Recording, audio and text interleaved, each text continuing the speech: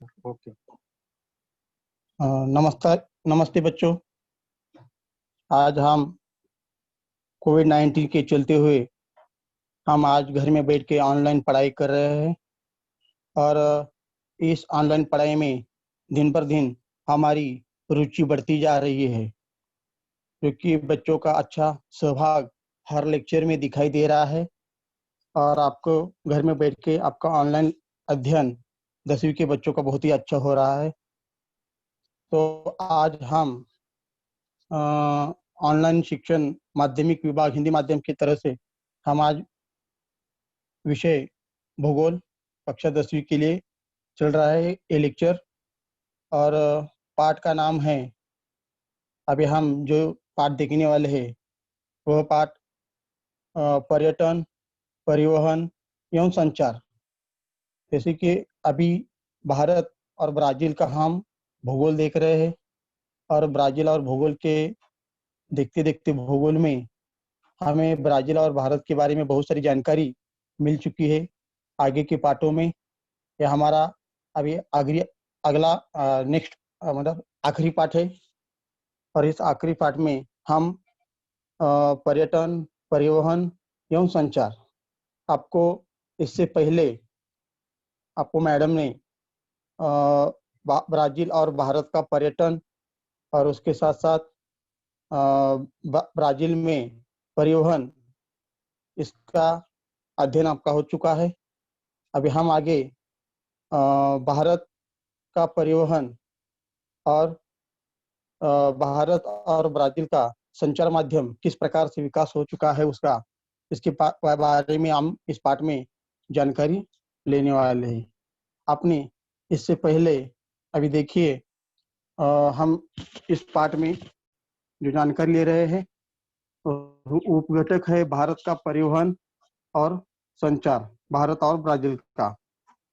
मेरे स्कूल का नाम है, मैं जहाँ पढ़ाता हूँ ग्लोब मिल पैसेज मनपा माध्यमिक शाला पीवी मार्ग परेल, यहाँ मैं 10वीं के लिए भूगोल पढ़ाता हूँ और मेरा नाम जितेंद्र आलमले। तो ये मेरा परिचय हुआ। तो आगे हम अपने विषय की तरफ जाते हैं। उपघटक हम देख रहे हैं अभी, इसमें भारत का परिवहन और संचार, भारत और ब्राज़ील का। ठीक है, तो अभी इससे पहले हमने बहुत सारे भारत और ब्राज़ील के बीच में जो विकास हुआ है वो हमने जानकारी ली है इससे आप पहले के पाठों में।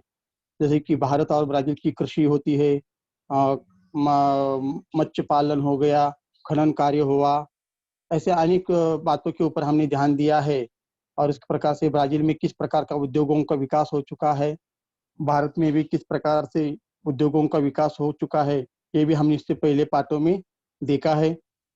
ब्राज़ील और भारत की कृषि, इनके बारे में भी हम जानकारी ली है। उसके साथ साथ भारत में किस प्रकार से नगरीकरण हो चुका है और आगे नगरीकरण हो भी रहा है, अनेक शहरों का, महानगरों का निर्माण हो रहा है। जैसी जैसी संख्या आबादी हमारी बढ़ रही है, हमारी आवश्यकता बढ़ रही है, उसी प्रकार से नगरीकरण का भी विकास हो रहा है, नगरीकरण भी बढ़ रहे हैं, ब्राज़ील में भी बढ़ रहे हैं, ये भी हमने देखा है। तो अभी हम भारत में परिवहन का विकास किस प्रकार से हुआ है, इससे पहले हमने भारत में और ब्राज़ील में पर्यटन का विकास किस प्रकार से हुआ है वो देखा है।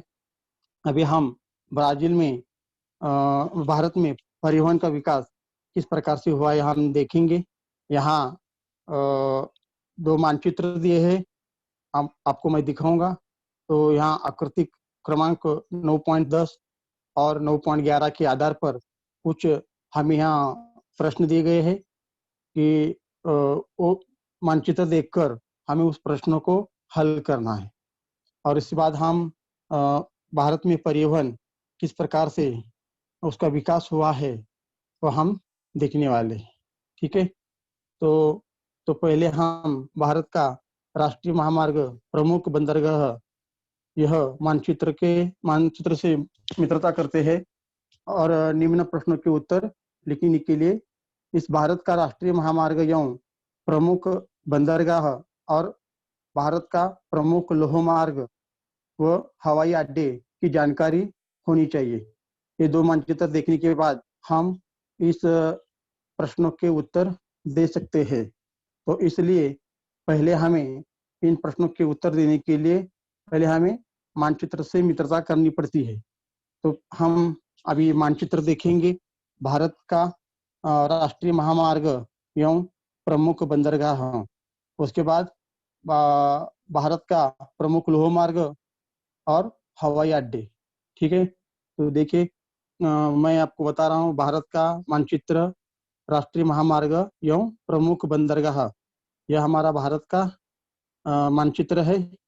तो इस भारत के मानचित्र में दिया गया है राष्ट्रीय महामार्ग एवं प्रमुख बंदरगाह। देखिए तो यहाँ एक लाल रेखा दिखाई दे रही सूची में, देखिए आप। तो उत्तर दक्षिण महामार्ग यह स्टेट है, ये उत्तरी से लेके दक्षिण तक यह महामार्ग है, और पूर्व पश्चिम महामार्ग। तो देखिए यह डॉट डॉट जो है, ये डॉट डॉट इधर बीच में दिखाई दे रहा है, इसके आगे जूम नहीं होता है।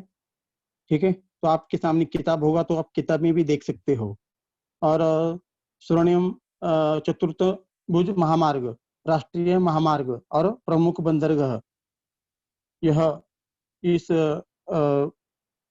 मानचित्र में हमको दिखाई दे रहे। तो हम प्रमुख बंदरगाह देखेंगे। देखिए पोरबंदर में है, मुंबई है, कोची है, आगे चलते चलते चेन्नई है, विशाखापट्टनम है और कोलकाता। यहाँ तक हमको इस मानचित्र में प्रमुख बंदरगाह दिखाई दे रहे हैं। तो यह हम भारत का मानचित्र, राष्ट्रीय महामार्ग एवं प्रमुख बंदरगाह, इस मानचित्र का हमने अध्ययन किया है। ठीक है, तो इसके आगे और एक मानचित्र है, वो भी हमें देखना पड़ेगा, क्योंकि दो मानचित्रों को मिला के यहाँ क्वेश्चन पूछे गए हैं। तो देखिए भारत का मानचित्र, प्रमुख लौह मार्ग व हवाई अड्डे। ठीक है, तो प्रमुख लौह मार्ग और हवाई अड्डे में हम देखते हैं, यहाँ देखिए नीचे सूची दिया है। रेल मार्ग, यहाँ प्रमुख स्थानक और प्रमुख हवाई अड्डे।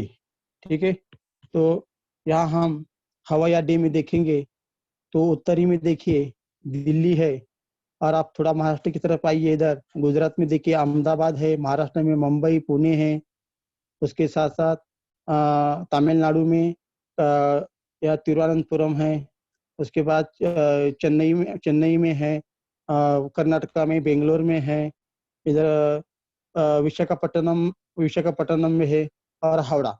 ये हमारे देश के प्रमुख हवाई अड्डे हैं। इन हवाई अड्डों से देश के आंतरिक और अंतर्राष्ट्रीय हवाई अंतर्राष्ट्रीय मतलब जहाँ परिवहन होता है, यह इन हवाई अड्डों के मार्गों से।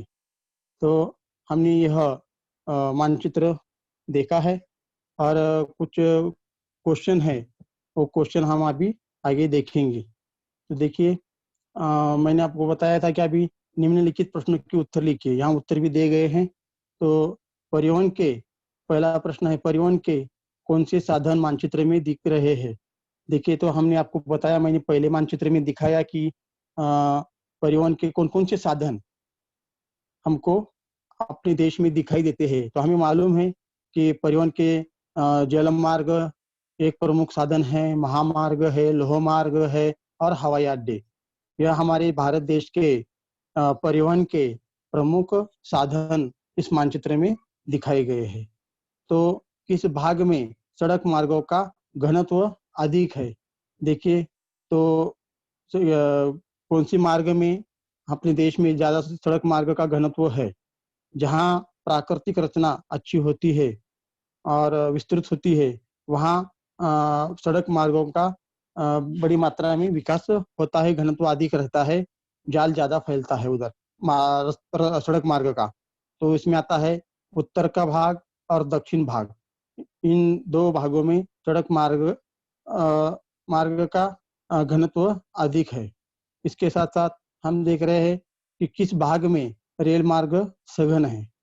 तो उत्तर भाग में रेल मार्ग सघन है, जैसे कि उत्तर भाग में हम देखेंगे दिल्ली, उसके बाद उत्तर प्रदेश में, यूपी में, यूपी की साइड में, इस प्रकार में वहाँ बहुत ही बड़ा रेल मार्ग का जाल फैला हुआ है, ये हम देख सकते हैं। उसके साथ साथ अभी हम आपको बताया मैंने कि प्रश्न है यहाँ 5 महत्वपूर्ण बंदरगाहों या हवाई अड्डों के नाम लिखिए। तो आपको मैंने आपको 5 प्रमुख बंदरगाह भी बताया है, और उसके बाद में मैंने आपको हवाई अड्डे भी बताया है। तो महत्वपूर्ण 5 बंदरगाह जहाँ से हमारे देश के अंतर्राष्ट्रीय जल मार्ग के माध्यम से व्यापार होता है दूसरी राष्ट्र के साथ, उनके नाम हैं। तो ये पहला मुंबई, कोची, उसके बाद चेन्नई, विशाखापट्टनम, कोलकाता, यह प्रमुख 5 बंदरगाह है। ये 5 बंदरगाह हमारे देश के सागर किनारे, समुद्र के किनारे, ये बड़े बड़े शहर है, वहाँ ये 5 बंदरगाह बसे हुए, वहाँ से दूसरे राष्ट्र के साथ अपना अंतर्राष्ट्रीय व्यापार जल मार्ग से किया जाता है। वो हमें आगे देखना है इस परिवहन में जल मार्ग हमारे लिए कितना महत्वपूर्ण है। तो यह बंदरगाह हो गए और 5 प्रमुख हवाई अड्डे। इस हवाई अड्डों से हमारे देश के आंतरिक और अंतर्राष्ट्रीय उड़ाने होती है, परिवहन होता है। और यह प्रमुख 5 हवाई अड्डे तो है मुंबई है, पुणे है, दिल्ली, बेंगलोर, तिरुवनंतपुरम, यह प्रमुख 5 हवाई अड्डे है। ठीक है, तो ये 5 हवाई अड्डे हमने देखे हैं अभी इस नकाशा में और मानचित्र में। तो उसके साथ साथ यह इस मुंबई, पुणे, दिल्ली, बेंगलोर, तिरुवनंतपुरम, इन 5 हवाई अड्डों से देश के आंतरिक और अंतर्राष्ट्रीय हवाई परिवहन होता है। ठीक है, तो अभी प्रश्न आगे का है, भारत के किस भाग में परिवहन मार्गों का घनत्व यहाँ दिया है, थोड़ा घनत्व कम है। तो यहाँ थोड़ा लिखते समय मेरे मिस्टेक हुआ है। तो भारत के किस भाग में परिवहन मार्गों का घनत्व कम है, तो यहाँ कौन हुआ है, गलती से टाइपिंग में कम है, इसके पीछे क्या कारण हो सकता है। तो कौन से भाग में हमारे भारत देश के किस भाग में परिवहन मार्गों का घनत्व कम है और इसके पीछे क्या कारण हो सकते हैं, बराबर है।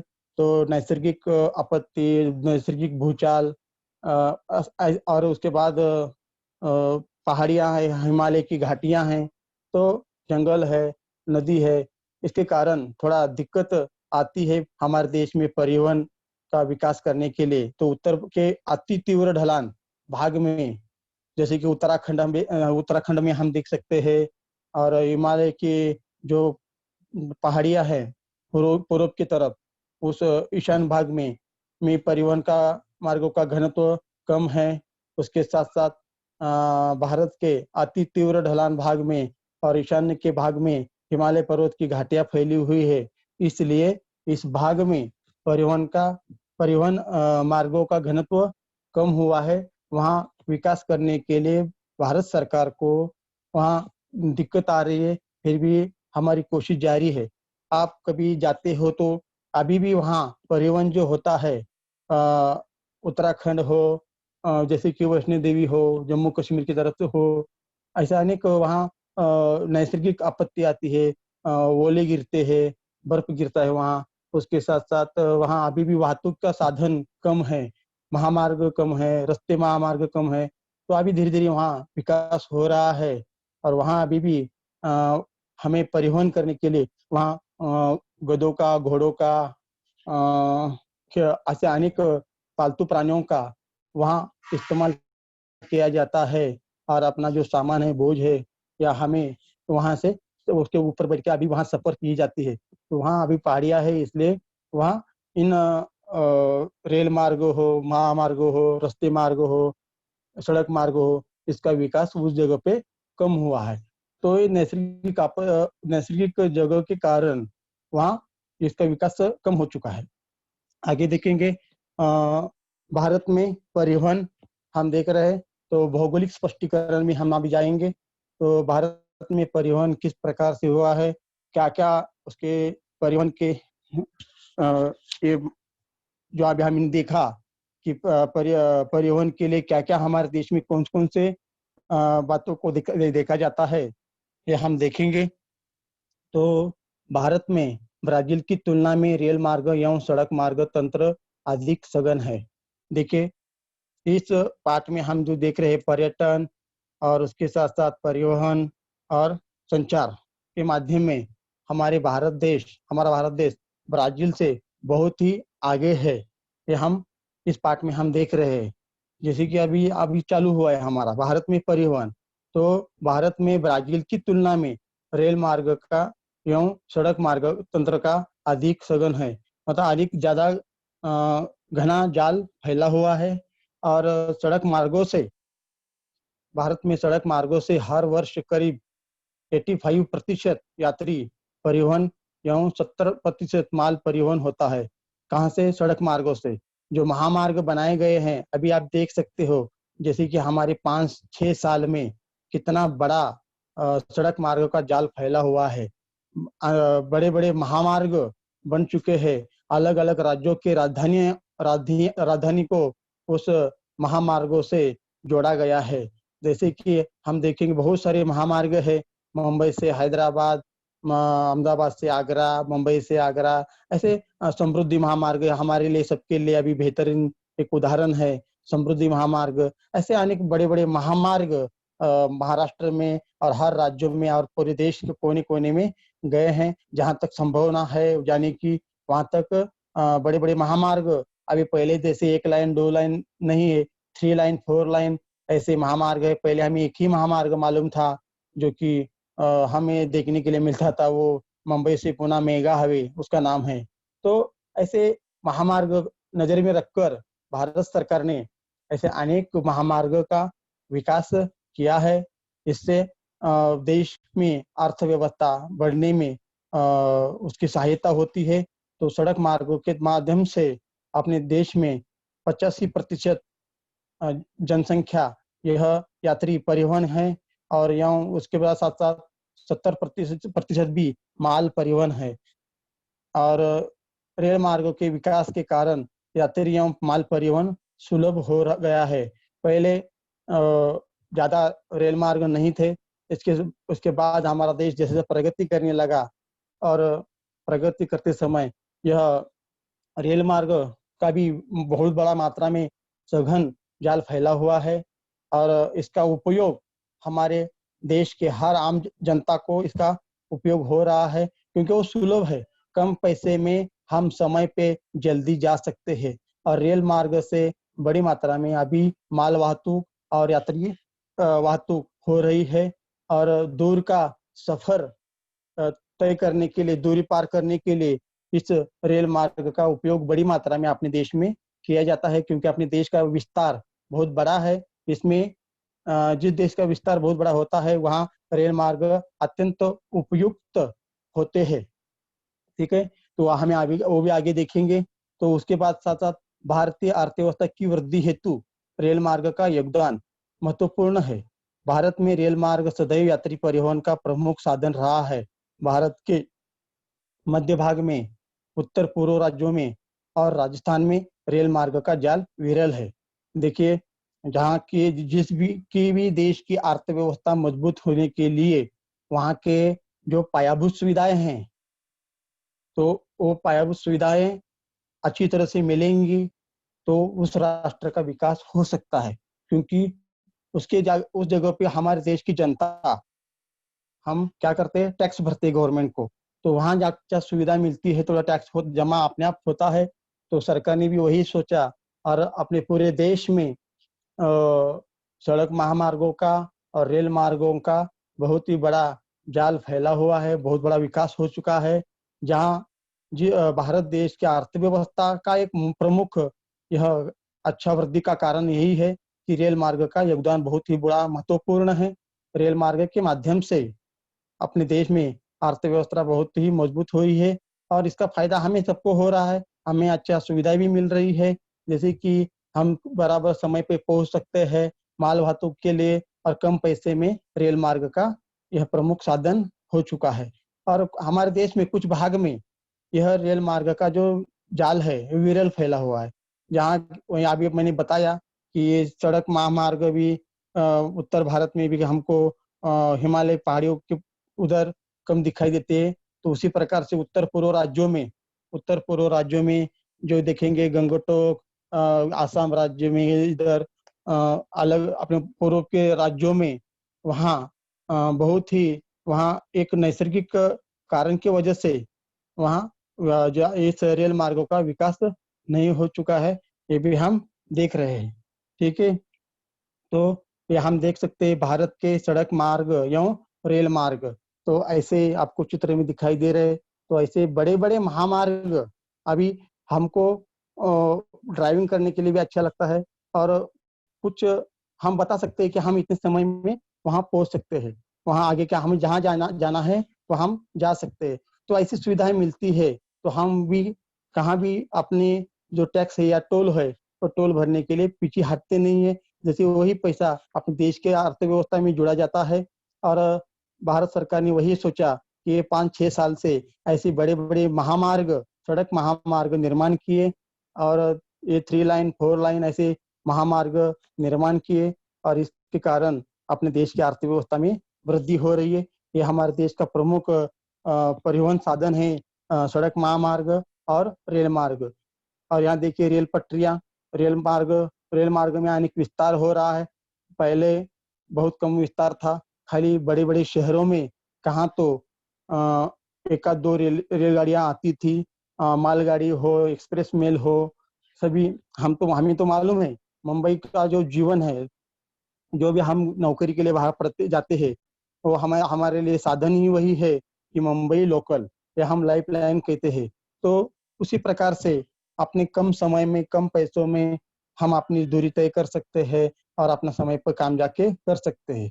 तो इस सरकार ने वही सोचा कि देश का अगर विकास होना है, विकास होना चाहिए, तो हमें पहले जनता के लिए सुविधाएं देनी चाहिए। तो भारत सरकार ने ऐसे अनेक अच्छी सुविधाएं महामार्ग रेल मार्ग की तहत से हमें दिया है, और इसलिए ब्राजील से ज्यादा भारत में परिवहन में विकास हुआ है ऐसा दिखाई देता है। ब्राजील का भी हुआ है, लेकिन ब्राजील का क्या है, देश के कुछ ही भागों में विकास हो चुका है।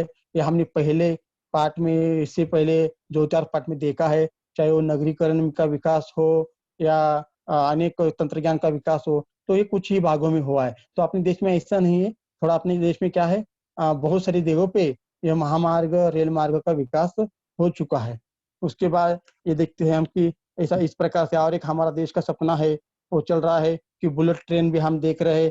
तो बुलेट ट्रेन भी अभी कुछ दिनों में हो सकती है।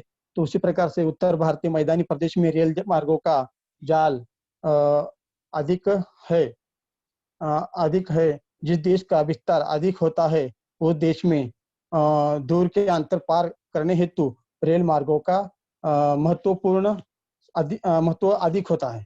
ठीक है, तो उत्तर भारत में भी हम देखते हैं कि उत्तर भारत में यहाँ पे आपको मैंने बताया कि लखनऊ, वहाँ का भी इलाहाबाद, वाराणसी, कानपुर, यहाँ इस जगह पे बहुत दिल्ली, ठीक है, तो इसके अमृतसर तक बहुत बड़ा रेल मार्ग उत्तर भारतीय मैदानी प्रदेश में रेल मार्ग का विकास हुआ है।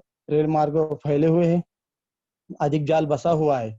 उसके साथ साथ देखेंगे भारत में जलमार्ग परिवहन, ठीक है, तो ये हम देखे हैं। तो अभी देखेंगे भारत में जलमार्ग परिवहन, तो यह हमारे भारत देश के लिए ये महत्वपूर्ण रेल मार्ग और सॉरी जल मार्ग परिवहन यहाँ हम देख रहे हैं, जो कि हम रेल मार्ग से और सड़क मार्ग से हम भारत देश के आंतरिक में परिवहन कर सकते हैं। लेकिन जल मार्ग में यहाँ बड़ी मात्रा से अंतरराष्ट्रीय व्यापार होता है। ये भी हमारे भारत देश के लिए जल मार्ग परिवहन बहुत ही महत्वपूर्ण है। हमारे देश के तीनों साइड, पूर्व, पश्चिम और दक्षिण के साइड में महासागर है, समुद्र है। इसका उपयोग हमारे देश में अनेक जल मार्ग, बंदरगाह, जल मार्ग बंदरगाह बन चुके हैं, और इससे हम यह जल मार्ग परिवहन कर सकते हैं। तो देखिए, उसके साथ साथ अपने देश में भी आंतरिक जल मार्ग परिवहन होता है। जैसे कि यहाँ दिया है नदियाँ, नहरें, खाड़ियों, ऐसे जलाशयों में भी, इत्यादि भागों में भी 1% जल परिवहन, जलमार्ग परिवहन होता है। उदाहरण के तौर पे आप देखते हैं तो उत्तर भारत में आप देख सकते हैं बड़ी गंगा नदी में है, हमारी गंगा मैया। तो इस गंगा मैया नदी से भी जल मार्ग परिवहन किया जाता है। ऐसे अनेक नदियां हैं, छोटी बड़ी नदियां, इन नदियों से भी अभी भी जल मार्ग परिवहन किया जाता है, नहरों, खाड़ियों, जलाशयों इत्यादि भाग से। ठीक है, तो जल मार्ग परिवहन का सस्ता साधन है। ठीक है, जल मार्ग जो है ये सबसे सस्ता साधन जलमार्ग है। और देश के कुल परिवहन जल परिवहन मार्गों में आंतरिक जल मार्गों का हिस्सा केवल 1% है। मैंने आपको बोला कि अभी आंतरिक जल मार्गों में खाली 1% ही उसका हम इस्तेमाल कर सकते हैं। बाकी हमारे लिए सड़क महामार्ग है परिवहन के लिए, उसके बाद रेल मार्ग है परिवहन के लिए। तो हमें अपने देश के आंतरिक परिवहन के लिए, हमें यात्री के लिए जल मार्गों का ज्यादा उपयोग हम नहीं करते हैं, इसलिए वहाँ 1% ही दिया गया है। लेकिन अंतरराष्ट्रीय व्यापार में इसका प्रतिशत बढ़ गया है। 95% व्यापार सागरीय मार्ग से होता है। जितना भी हमारे अनेक राष्ट्रों के साथ हमारे व्यापारिक संबंध है, अभी हम तो ब्राजील देख रहे, ब्राजील हो गया, रसिया हो गया, संयुक्त राष्ट्र अमेरिका हो गया, ऐसे अनेक राष्ट्र, बड़े बड़े राष्ट्र जो प्रगतिशील राष्ट्र है, इन राष्ट्रों के साथ अपने भारत देश का जो व्यापार चलता है वो व्यापार पूरे जल मार्ग परिवहन से ही चलता है। और इसमें ज्यादा दिखाया गया है 95% जो व्यापार है इस सागरीय मार्ग से होता है, जो कि हम आयात निर्यात करते हैं। हमें जो चाहिए चीज हम लेते हैं, जो चाहिए दूसरे राष्ट्र को चाहिए वो हम निर्यात करते हैं। इस पूरा व्यापार, अंतर्राष्ट्रीय व्यवहार यह जल मार्ग से किया जाता है। और ये जल मार्ग सस्ता भी है, और दूरी तय करने के लिए जल मार्ग से हम शॉर्टकट जा सकते हैं। तो उसी प्रकार से जल मार्ग भी अंदर है। तो अंतर्राष्ट्रीय व्यापार की अतिरिक्त देश की मुख्य भूमि एवं द्वीपों के दरमियान परिवहन हेतु जलमार्ग का उपयोग होता है। तो देखिए, हमने देखा है कि अंतर्राष्ट्रीय व्यापार में 95% जिस जलमार्ग का हिस्सा है, इससे ही हमारे देश का अंतर्राष्ट्रीय व्यापार चलता है। आगे देखिए, आपको मैं यहाँ दिखाई दे रहा हूँ भारत में जलमार्ग परिवहन के साधन। मैं यहाँ आपको चित्र में दिखाई दे रहा हूँ कुछ नदियों से जल मार्ग परिवहन चल रहा है। और कहाँ पे बड़े बड़े बंदरगाह हैं, देखते हैं हम कि बोट, बड़े बड़े जहाज है, तो यहाँ बड़े बड़े कंटेनर उस जहाज में दिखाई दे रहे। तो हमारे यहाँ अंतर्राष्ट्रीय व्यापार हो चुका है कि हम 75% 95% यह जल मार्ग से ही हमारा अंतर्राष्ट्रीय व्यापार हो रहा है, ये भी हमने देखा है। और उसके साथ साथ यह नदियों के भी माध्यम से अपना व्यापार चल रहा है। आगे देखेंगे भारत में वायु परिवहन विकास। तो भारत में वायु परिवहन विकास भी उसका विकास हो चुका है। तो मैंने आपको बताया नक्काशे में ब्राजील में भारत में हवाई अड्डे आपको मैंने बताया है। तो उस प्रकार से वायु परिवहन विकास किस प्रकार से हुआ है ये भी हम देखेंगे। हवाई अड्डे हमारे देश में किस प्रकार से उसका विकास हो गया है और उसका परिवहन। ठीक है, तो ब्राजील की तुलना में भारत में अंतर्राष्ट्रीय वायु परिवहन अधिक विकसित है। विदेशी तथा आंतरिक हवाई मार्गों का उपयोग भी बढ़ रहा है। तो हमारे भारत देश में ब्राजील की तुलना में अंतर्राष्ट्रीय वायु परिवहन अधिक विकसित हो चुका है। बड़े बड़े महामार्ग, उसके बाद रेल मार्ग, इसमें भी हमारी भारत देश में बड़ी मात्रा में उसका विकास हो चुका है। जल मार्ग में तो आपको बताई है मैंने कि 95% हमारा अंतर्राष्ट्रीय व्यापार जल मार्ग से ही होता है। और देश के आंतरिक भागों में सड़क, रेल मार्ग, उसके साथ साथ हम अभी देख रहे वायु परिवहन में भी हमारे देश ने ब्राजील के आगे, अपना देश ब्राजील के आगे चला गया है। जैसे कि हमारे इन परिवहन में अपने भारत देश में वृद्धि हो चुकी है। बड़े बड़े महानगर हो चुके हैं, उस महानगरों में यह हवाई अड्डे निर्माण हो चुके हैं। और इस हवाई अड्डों से हमारे देश से अंतर्राष्ट्रीय और आंतरिक, देश के आंतरिक भागों में इसका उपयोग किया जाता है। और उसके बाद देखेंगे हम, आपको मैंने पहले ही बोला था हवाई अड्डे कहाँ कहाँ हैं। तो भारत में मुंबई, पुणे, अहमदाबाद, दिल्ली, बेंगलोर, चेन्नई, तिरुवनंतपुरम, विशाखापट्टनम और हावड़ा, इन शहरों में भारत के प्रमुख हवाई अड्डे हैं। इन हवाई अड्डों से अंतर्राष्ट्रीय और भारत के आंतरिक भागों में वायु परिवहन होता है। ठीक है, तो इस मार्ग से बड़ी मात्रा में अपने देश में आंतरिक और अंतर्राष्ट्रीय हवाई उड़ान करते हैं, सफर करते हैं। उसका परिवहन बहुत ही अच्छा विकास उसका हो चुका है। तो और देखेंगे आगे, ये देखिए भारत में वायु परिवहन विकास किस प्रकार से हुआ है। तो हम देख सकते हैं कि ये हवाई अड्डे है। तो यह 3 नंबर का जो चित्र है, यह हमारा छत्रपति शिवाजी महाराज टर्मिनस मुंबई का है। तो इस प्रकार से हवाई अड्डे निर्माण होते हैं। तो इन हवाई अड्डों के कारण हम अनेक राष्ट्रों के साथ जुड़े गए हैं। ये भी हमारे भारत की अर्थव्यवस्था के लिए यह एक अच्छा साधन है। और यह हम इस पार्ट में अभी देख रहे हैं वायु परिवहन विकास किस प्रकार से हुआ है। तो ये देखिए यह हमेशा याद रखें कि अभी हमें कभी भी हमेशा ये याद रखना है कि हमारे देश का विकास अच्छा होने के लिए प्रमुख अगर ये साधन होते हैं, तभी उस देश का, हम अपना ही देश नहीं, कोई भी देश पकड़ो, ले लो, हर एक देश के लिए ये प्रमुख साधन होने चाहिए, तभी अपने देश की अर्थव्यवस्था मजबूत हो सकती है। तो हमारे देश में यह हमेशा याद रखिए कि परिवहन के साधनों का विकास देश की गतिमान प्रगति के लक्षण है। ठीक है, तो देश में परिवहन के साधन है, उस साधनों का जिस देश में परिवहन के साधन होते हैं, वो देश के प्रगति के लक्षण है। अभी हमारा देश प्रगतिशील नहीं है, प्रगति पथ पर हम है अभी है। 5-6 साल से हमको इसका अच्छा रिजल्ट हमें मिल रहा है। तो इस प्रकार हमने भारत में परिवहन, सड़क मार्गों से यात्री एवं माल परिवहन, रेल मार्गों से यात्री एवं माल परिवहन, जल मार्ग से यात्री एवं माल परिवहन, वायु मार्ग से यात्री और माल परिवहन का विकास भारत में किस प्रकार हुआ है, इसकी जानकारी हमने अभी देखी है। तो इस प्रकार भारत देश में परिवहन का विकास हुआ है। सड़क महामार्ग है, उसके साथ साथ रेल मार्ग है, जल मार्ग है, हवाई मार्ग है। इन परिवहन से अपने देश का विकास हो रहा है और देश में आर्थिक स्थिति देश की मजबूत हो रही है। तो अब यहाँ हम देखेंगे आगे ब्राजील में संचार का विकास।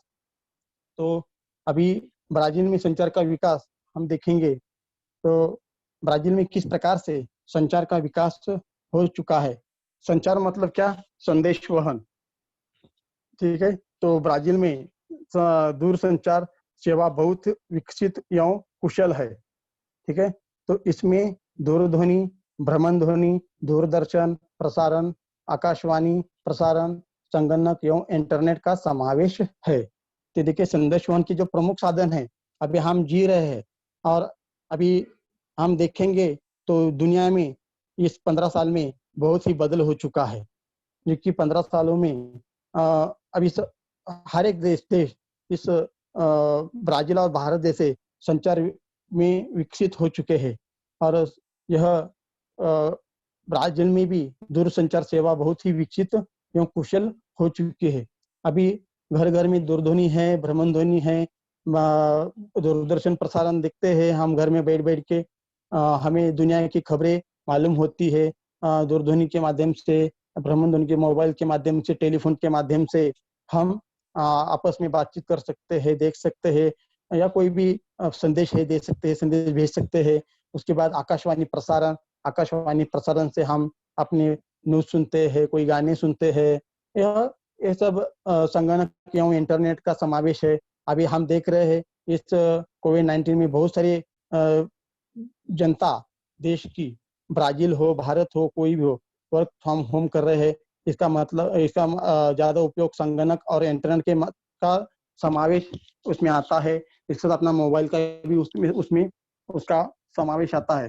तो ऐसे ब्राजील में इस प्रकार से संचार का विकास बड़ी मात्रा में हो चुका है, कुशल हो चुका है। तो हम देख रहे हैं ब्राजील में संचार के साधन, आप देख सकते हैं कि जिस प्रकार से ब्राजील में संचार के साधन है, उसी प्रकार से भी भारत में भी है।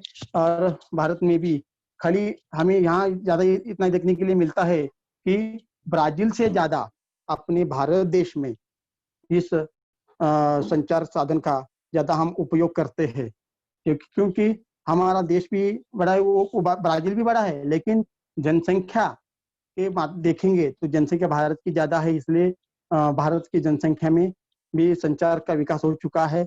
और अभी हम आगे देखेंगे तो पहले अब हम ब्राजील का देख रहे हैं, तो ब्राजील में संचार के साधन बहुत ही विकसित हो चुके हैं, हम देख रहे हैं। और उसके बाद ब्राजील में 45% से अधिक जनसंख्या इंटरनेट का उपयोग करती है।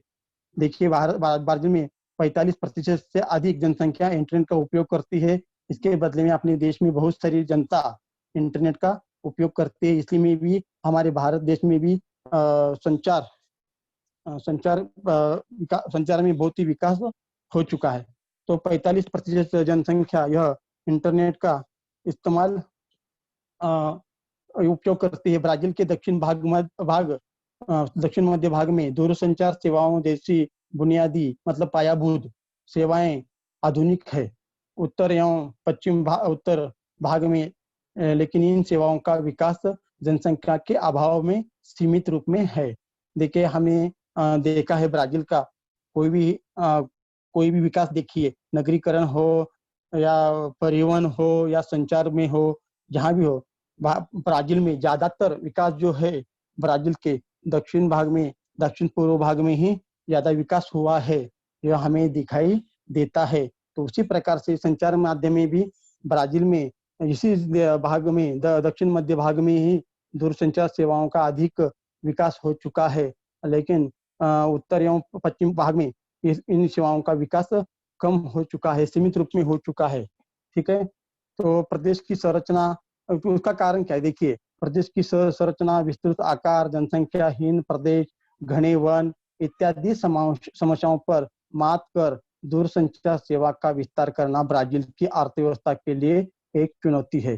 जैसे देखिए अमेज़न नदी है, वो अमेज़न जंगल है, हमने इससे पहले पार्ट में भी देखा है कि कोई भी चीज हो वहाँ जनसंख्या बहुत ही विरल, घनी दिखाई नहीं देती है, बहुत ही विरल है। तो अनेक वहाँ नैसर्गिक आपत्ति के कारण वहाँ का विकास नहीं हो रहा है। लेकिन वहाँ सरकार ब्राजील में वहाँ के जनता को कहती है कि वो प्रोत्साहन दे रही है कि हम उस साइड में जाएंगे, अब ब्राजील का पश्चिम की ओर चलो और पश्चिम भाग का विकास भी हम करेंगे, ऐसे वहाँ का ब्राजील की सरकार कहती है। और यहाँ यह पायाभूत सुविधा जो सड़क मार्ग है, रेल मार्ग है, ऐसी सुविधा देने के लिए, उसके बाद संचार माध्यम हुआ, ऐसी सुविधा के देने के लिए ब्राजील के अर्थव्यवस्था के लिए एक चुनौती बन चुकी है। क्योंकि अभी हम देखेंगे सभी भीड़ हमें मुंबई में ही दिखाई देती है, बाकी के राज्यों बाकी के शहरों में जनसंख्या कम दिखाई देती है, लेकिन मुंबई में ही ज्यादा, क्योंकि मुंबई में ये सभी सुविधाएं हमें आसानी से अच्छी तरह से मिलती है। अगर यही सुविधा हर राज्य में मिलेंगी, लोगों को मजदूर हो, रोजगार हो, यह सब सुविधा अच्छे जॉब हो, तो हर एक शहर में ऐसा उपलब्ध होता है, तो एक ही शहर पे ऊपर ज्यादा दबाव नहीं आता है। तो उसी प्रकार से ब्राजील में भी ऐसा ही हुआ है। उसके साथ साथ हाल ही के कुछ वर्षों में ब्राजील में दूरध्वनि सूचना तंत्र एवं इंटरनेट के उपयोग में वृद्धि हुई है। ठीक है, देखिए दूरसंचार सेवा का विस्तार बड़े पैमाने पर होने लगा है। ठीक है, तो दूरसंचार सेवा का विस्तार जो है वो बड़े पैमाने पर होने लगा है। और उसके साथ साथ हम देख रहे हैं अंतरिक्ष तंत्रज्ञान के विषय में ब्राजील स्वदेशी तंत्रज्ञान का विकास कर उपग्रह अंतरिक्ष में छोड़ने की तैयारी में है। देखिए, ब्राजील में अभी अंतरिक्ष तंत्रज्ञान के विषय में ब्राजील अभी प्रगति कर रहा है और अपनी स्वदेशी तंत्रज्ञान का विकास कर वह उपग्रह वो अंतरिक्ष में छोड़ने की तैयारी में है। देखिए, अंतरिक्ष उपग्रह या अंतरिक्ष उपग्रह ऐसे होते हैं, आपको मैं आपके सामने दिखा रहा हूँ। तो यह ब्राजील भी ऐसे अंतरिक्ष उपग्रह अंतरिक्ष में छोड़ने की तैयारी में है। देखेंगे अभी ब्राजील में संचार का विकास। तो ब्राजील में संचार का विकास किस प्रकार से हुआ है, देखिए इस प्रकार से ब्राजील में दूरध्वनि सूचना तंत्र एवं इंटरनेट के उपयोग में वृद्धि हुई है। दूरसंचार सेवा का विस्तार बड़े पैमाने पर होने लगा है। अभी दिन भर दिन क्या है, लोगों को संचार माध्यम संदेशवहन संचार माध्यम बहुत ही सबको लोग सबके लिए आवश्यकता है। इसीलिए ब्राजील में भी दूरसंचार के दूरध्वनि सूचना तंत्र एवं इंटरनेट के उपयोग में दिन भर दिन क्या हो रही है, वृद्धि हो रही है। इसके कारण हम अपने दुनिया के कौन से भी कोने से हम अपनी बातचीत कर सकते हैं, देख सकते हैं। यह घर में बैठ के हम उसका फायदा ले सकते हैं। तो दूरसंचार सेवा जो अच्छा हमें मिलता है उसको कोई उसका ज्यादा फायदा होता है। तो इस प्रकार से ब्राजील में भी दूरसंचार एवं सूचना एवं तंत्रज्ञान इंटरनेट इसमें अधिक वृद्धि हो चुकी है और दूरसंचार सेवा का विस्तार बड़े पैमाने पर होने लगा है। अभी हम देख रहे हैं भारत। ठीक है, तो भारत का अभी देखेंगे भारत में संचार भौगोलिक स्पष्टीकरण।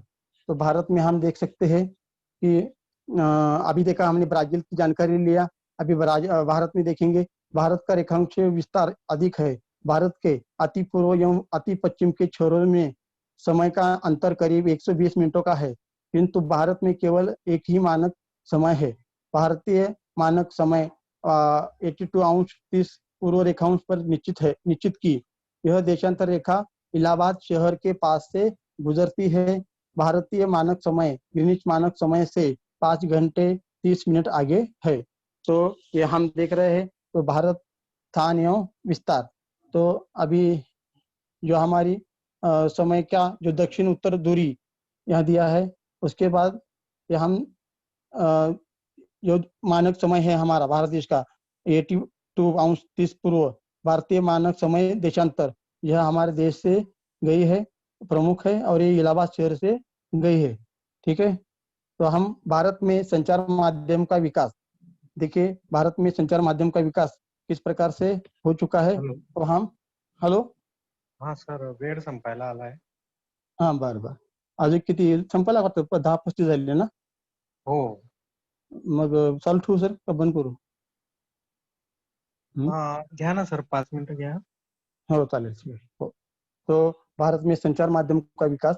अब हम ब्राजील में ब्राजील का संचार विकास देखा है। तो अब हम ब्राजील में संचार माध्यम का विकास किस प्रकार से हुआ है इसकी जानकारी अभी हमने देखी है। और अब हम अपने भारत में संचार माध्यम का विकास किस प्रकार से हुआ है इसकी जानकारी हम प्राप्त करते हैं।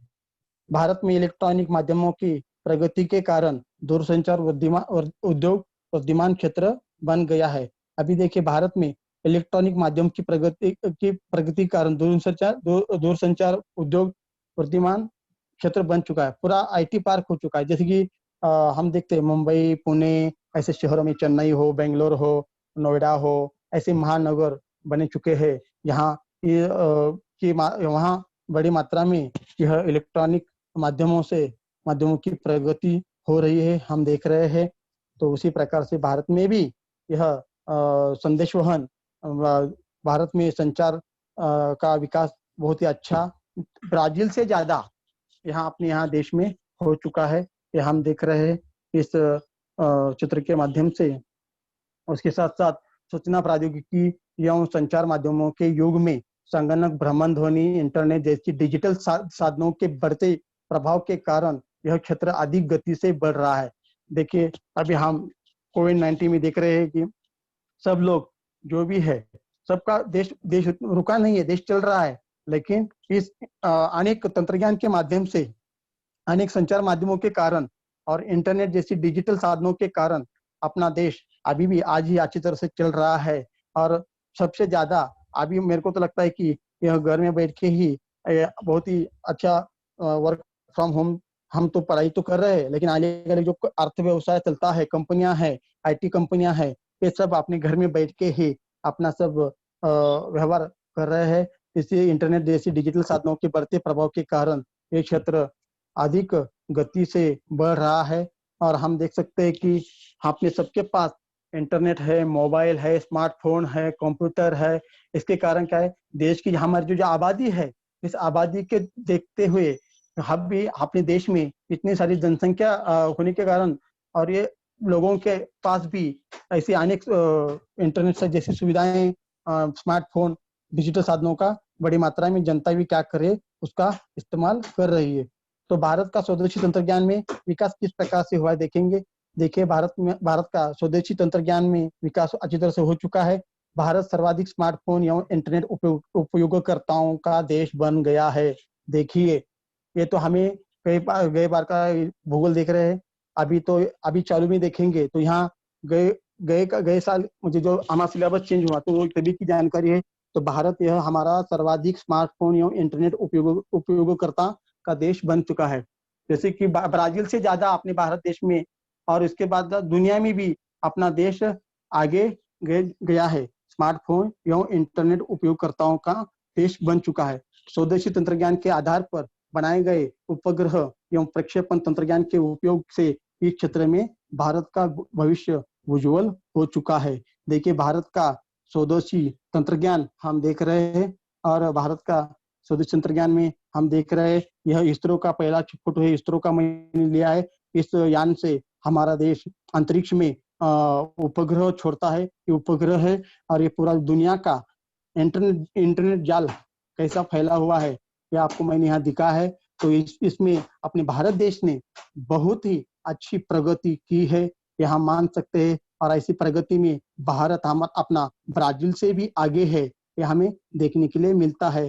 जैसे कि हमने अभी देखा, इलेक्ट्रॉनिक साहित्य, स्मार्टफोन, डिजिटल व्यवहार में अपना भारत देश दुनिया में सबसे आगे है। यह हमारे लिए खुशखबरी की बात है, अच्छी बात है। हम भी अपने इस मोबाइल के साथ साथ हम भी स्मार्ट बन चुके हैं। अभी देख रहे हैं ऑनलाइन में हम पढ़ाई कर रहे हैं, ये स्मार्ट टीचर ही कर रहे हैं। तो इसलिए यह भी हम इसका भी फायदा हमें हो रहा है हमारे भी इसके कारण। और अपने देश में स्मार्टफोन और इंटरनेट यूज करने वालों की संख्या और भी बढ़ गई है, ऐसा हम कह सकते हैं इस कोविड-19 की वजह से। ठीक है, तो क्या आप जानते हैं, देखिए, भारत में अंतरिक्ष संबंधित कार्यक्रम इसरो, भारतीय अंतरिक्ष संसाधन संगठन के द्वारा किए जाते हैं। आज तक हाँ इसरो सर. ने हाँ, ओके सर, संपवा सर. क्वेश्चन हाँ, आन्सर घ्यायचे तुम्हाला. हो चालेल, ठीक आहे. ते झालं की मग थांबतो मग सर, असं करू नको. ठीक है, तो के द्वारा किए जाते हैं। आज तक इसरो ने उपग्रह प्रक्षेपण के क्षेत्र में अनेक कीर्तिमान स्थापित किए हैं। ठीक है, तो ब्राजील में उसी प्रकार से, जहाँ हमारे देश में इसरो है, उसी प्रकार से ब्राजील में ब्राजीलियन अंतरिक्ष संस्था एजेंसी के तहत देश का अंतरिक्ष कार्यक्रम लागू किया जाता है। आधुनिक एवं विकसित तंत्रज्ञान की सहायता से ब्राजील के अंतरिक्ष अनुसंधान कार्यक्रम की नीतियां बनाई जा रही है। पहले ब्राजील अंतरिक्ष अनुसंधान के लिए उपयुक्त राज्य अमेरिका पर अधिक निर्भर था, पर अब चीन, भारत, रूस एवं यूक्रेन जैसे देशों की सहायता भी ब्राजील ले रहा है और अंतरिक्ष प्रक्षेपण कर रहा है। तो इस प्रकार से यहाँ अपना पाठ खत्म होता है, नवा पाठ हमारा उसी प्रकार से हम देखें कि अभी नवा पाठ हमारा पर्यटन, परिवहन एवं संचार यहाँ खत्म समाप्त होता है। धन्यवाद। अगर किसी को कुछ प्रश्न पूछने हैं तो पूछे। हाँ बच्चों, आपको कुछ क्वेश्चन पूछना है तो आप अपना हाथ ऊपर कीजिए. भूगोल से संबंधित अगर किसी बच्चे को कुछ क्वेश्चन पूछना है तो अपना हाथ ऊपर कीजिए।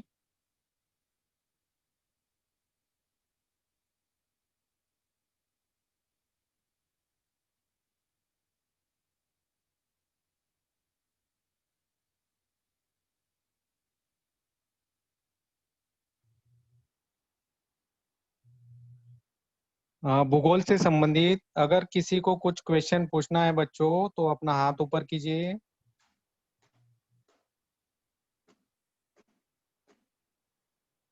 ठीक है सर।